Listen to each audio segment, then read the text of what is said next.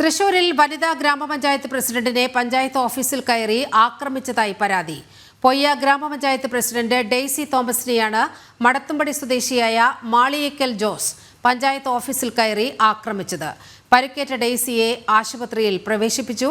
വിവരങ്ങളുമായി ആനന്ദ് പുത്തൂർ ചേരുകയാണ്. ആനന്ദ്, എന്താണ് ഇത്തരത്തിൽ ഗ്രാമപഞ്ചായത്ത് പ്രസിഡന്റിനെ പഞ്ചായത്ത് ഓഫീസിൽ കയറി ആക്രമിക്കാനുണ്ടായ കാരണം? എന്താണ് പ്രതി ഇക്കാര്യത്തിൽ പോലീസിന് നൽകുന്ന വിവരം? എന്തായാലും രാവിലെയോട് കൂടിയാണ് സംഭവം. ഈ പൊയ്യ വനിതാ ഗ്രാമപഞ്ചായത്ത് പ്രസിഡന്റ് പഞ്ചായത്ത് ഓഫീസിൽ കയറി ആക്രമിച്ചു എന്നതാണ് പരാതി. പ്രസിഡന്റ് ഡെയ്സി തോമസിനെയാണ് ഇത്തരത്തിൽ മടത്തുംപടി സ്വദേശിയായിട്ടുള്ള മാളിയേക്കൽ ജോസ് പഞ്ചായത്ത് ഓഫീസിൽ കയറിക്കൊണ്ട് ആക്രമിച്ചത്. ഈ ആക്രമണത്തിൽ കാര്യമായി പരിക്കേറ്റ പഞ്ചായത്ത് പ്രസിഡന്റിനെ മാളയിലെ ഗവൺമെന്റ് ആശുപത്രിയിൽ പ്രവേശിപ്പിച്ചിട്ടുണ്ട്.